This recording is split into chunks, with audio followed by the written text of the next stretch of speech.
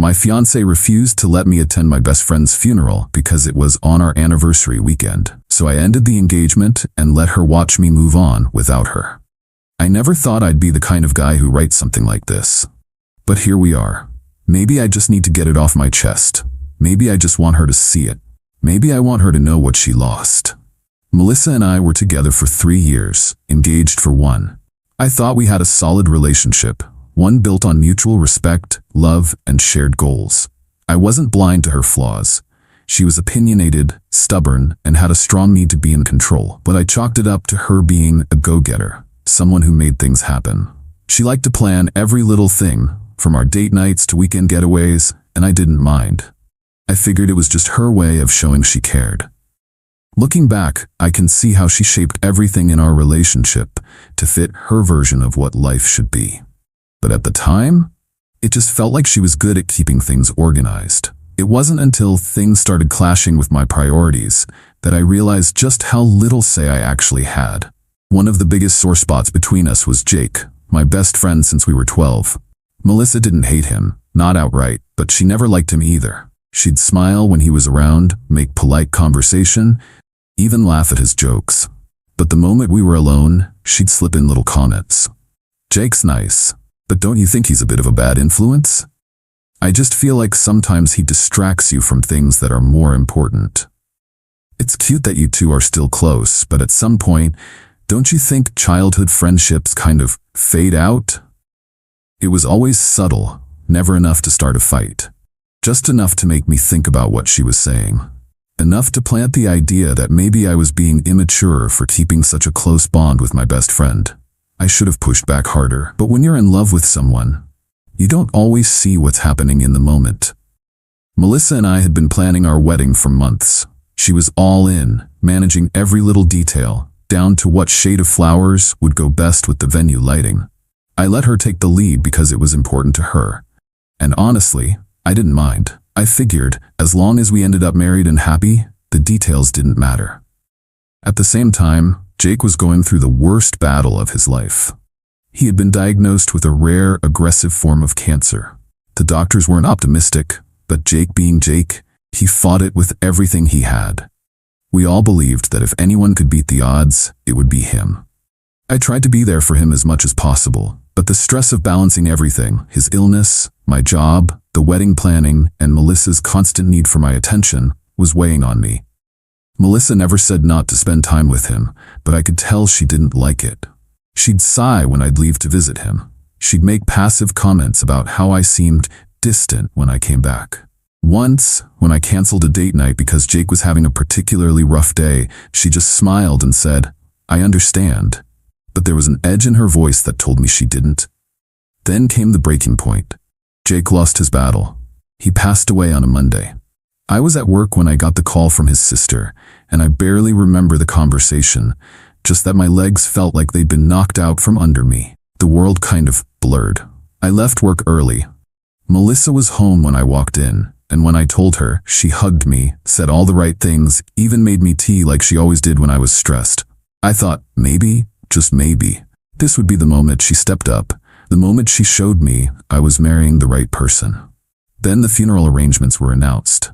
It was scheduled for Saturday, the same Saturday as the anniversary weekend trip Melissa had planned. A trip she had spent months perfecting down to the last detail. And that's when everything shifted. She didn't say anything at first, just went quiet. I thought she was just processing. Then, after a long silence, she looked at me and said, "So what are you gonna do?" The question threw me. What did she mean? What was I going to do? I was going to the funeral. Jake was my brother in every way but blood. Of course I was going. But when I told her that, she didn't react how I expected. She just sighed, sat back and said, "I'm not saying you shouldn't go. I just think it's unfortunate that this had to happen now. We've been planning this weekend for so long." That was when it hit me. She didn't care. Not really. And that was the beginning of the end. I sat there, staring at her, trying to process what she had just said. Unfortunate. That was the word she used. Unfortunate that my best friend had died and that his funeral was on the same weekend she had planned for our anniversary. The weight of that moment settled in my chest like a stone. Up until then, I had ignored the little warning signs, the controlling tendencies, The way she always suggested what I should do rather than outright demanding it, making me think every choice was my own. The way she subtly made me feel like time spent away from her was time wasted. But this was something else. This was her outright telling me that, in her mind, Jake's death was an inconvenience. I should have ended it then and there. But I didn't. Not yet. Because part of me needed to see it play out. Part of me needed to see just how deep her selfishness ran. I took a breath, forcing myself to stay calm. "Melissa, I'm going to the funeral." She let out a soft sigh, the kind that made it clear she was so patient for putting up with my irrationality. "I know you feel like you have to, but babe, is it really necessary? Funerals aren't for the dead, they're for the living, right? So what good does it do to sit around mourning when we could be celebrating our future together?" I felt something inside me snap, not in anger, not in sadness, just clarity. "Melissa, I am going." I stood up. "This isn't a discussion." She blinked, clearly thrown off by my tone. "Okay," she said carefully, setting her cup down. "But let's just talk about it. I mean, you don't have to be there the entire weekend. Maybe you could go to the service and then meet me at the resort afterward? We could make it work." She still didn't get it. There is no making it work. Jake is gone, and I'm going to be there for his family. End of story. Her lips pressed into a thin line. She studied me for a moment, then nodded. All right, that was it. No argument, no fight. Just a single nod and then silence. And that should have been the moment I walked away. But instead, I made one last mistake. I thought maybe she had finally understood. I went to the funeral. It was one of the hardest days of my life. I stood beside Jake's parents, held his sister when she broke down in my arms, listened to stories about the kind of man he was, the kind of man he should have had more time to be. Melissa didn't text me, didn't call, just silence. I got back Sunday night. Walked into our apartment, expecting, I don't even know what. Maybe for her to have finally gotten it. Maybe for her to show some human level of sympathy. Instead, she was sitting on the couch, scrolling through her phone, completely unbothered. When she finally looked up at me, she didn't even say hello. "Well," she said, setting her phone aside. "Are you done now?" I dropped my bag by the door. "What?" "This whole thing," she said, waving her hand dismissively. "Are you done?" The way she said it, like it was an act, like my grief was something I had chosen to put on and now it was time to take it off and go back to normal. Something in me shifted right then. A cold, steady sort of realization. Melissa had never loved me. Not really. She had loved the idea of me, the version of me that fit neatly into her perfectly planned out life. And I was about to take that version away from her. I didn't say another word, just turned, walked into the bedroom, and grabbed a suitcase. That got her attention. "Wait, what are you doing?" I started packing, leaving. She laughed, but there was an edge of panic in it. "Oh, come on, don't be so dramatic." I zipped up the suitcase. "I'm done, Melissa." Her expression darkened. "So that's it? You're throwing away everything we built because of a funeral?" I met her gaze, my voice eerily calm. "No, I'm leaving because when I needed you the most, you showed me exactly who you are, and I believe you." She started talking, started arguing, but I wasn't listening. I grabbed my keys, my bag, and walked out. But this wasn't just about leaving. No, I wasn't going to let her walk away from this thinking she had the upper hand. Melissa had spent years shaping my world around her. Now, I was going to rip her world apart, slowly, methodically, and in a way she would never see coming. And the best part? I wasn't going to do a single thing outside of just moving on. Melissa thrived on control, on perception. She wanted to be the girl with the perfect fiancé, the perfect relationship, the perfect life. So I was going to take that from her in the most brutal way possible. I moved out the next morning while she was at work. Took everything that was mine, left my key on the counter, and disappeared from her life. I didn't block her. I wanted her to see. For the first few weeks, she played it cool. She posted pictures from brunches, from nights out, making it seem like she was fine. But I knew her. Knew how much it killed her that she wasn't in control of the narrative. Then she started texting. First, casual. "Hey, hope you're doing okay?" Then, after I didn't respond, more direct. "I think we should talk." I didn't answer. Then came the guilt trips. "I don't get why you're being so cold. We loved each other. Doesn't that mean anything to you?" It did. It meant that I had wasted 3 years on someone who never deserved me. The best part? I wasn't trying to hurt her. I was just living my life. And that, more than anything, destroyed her. I started going to the gym more, picked up old hobbies I had let go of. spent more time with friends, real friends. And slowly, people started to notice. Our mutual friends, the ones she had always subtly manipulated, started reaching out. Started realizing that maybe I wasn't the bad guy in this. And then, the final blow. 2 months after I left, I started dating again.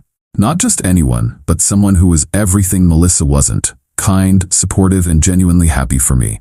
I didn't flaunt it. I didn't need to. Because the moment Melissa saw me happy without her, it broke her in a way that words never could. She called, she texted, she even showed up at my old job once, pretending it was a coincidence. I never gave her the reaction she wanted. Just a polite smile, a nod, and then I moved on. That's when I knew I had won. Because Melissa's biggest fear wasn't losing me. It was realizing she had never had control over me in the first place. And now, she never would again. Melissa had always been good at controlling the story. Even when things didn't go her way, she had a way of spinning it to make herself look like the victim. Or at least, like the one in charge. But what happens when someone like that loses control completely? They unravel. And that's exactly what happened. At first, she tried to play it cool. She kept posting those carefully curated social media updates, pictures of her thriving, nights out with friends, inspirational quotes about self-growth. The kind of thing that screamed, "I'm totally fine, I swear." But I wasn't playing her game anymore. I wasn't reacting. I wasn't reaching out. I wasn't even acknowledging her existence. And that was something she couldn't handle. The first real crack in her armor came when one of our mutual friends, Emma, texted me. "Hey, just a heads up. Melissa's been asking a lot of questions about you. Like, a lot." I wasn't surprised. Melissa hated loose ends. She wanted to know where I was, what I was doing, heck, and, most importantly, who I was doing it with. But what really got me was what Emma said next. She's telling people she ended things with you, that she realized you weren't the one, and that you couldn't handle being with a strong woman. I actually laughed. It was such a Melissa move. If she couldn't control me anymore, she'd at least try to control the narrative. Make it seem like she had the power all along. I could have confronted her, could have exposed the truth. But that would have given her exactly what she wanted, attention. So instead, I did the one thing I knew would drive her insane. I ignored it. And then, just to twist the knife a little deeper, I started actually moving on. I started seeing someone. Maya. She was nothing like Melissa. She was kind, easygoing, and didn't feel the need to control every aspect of my life. And the best part? She didn't play games. She didn't care about optics. She just liked me for me. Melissa found out, of course. I know because 2 weeks after I started seeing Maya, I got a text from Melissa. "So, you've already moved on? Guess I meant nothing to you, huh?" I didn't respond. 2 days later, "I just think it's funny how you needed time to grieve, but now you're suddenly dating someone new." Still, I ignored her. Then, a week later, Emma texted me again. "Dude, Melissa's spiraling. She's been showing up at places she knows you'll be.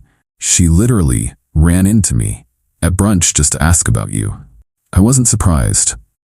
But what really got me? Melissa wasn't just trying to keep tabs on me. She was trying to get ahead of the story. She started telling people that I had emotionally abandoned her, that I had checked out of the relationship months ago, that she had been the real victim, left heartbroken by a man who couldn't commit. And you know what? Some people actually believed her. She was good at this. She knew how to twist reality just enough to make herself look like the reasonable one. But the thing about controlling people, they always go too far. The real breaking point came at a party. One of our mutual friends, Jason, was hosting a small get-together. I hadn't even thought about whether Melissa would be there, but the moment I walked in, I could feel her eyes on me.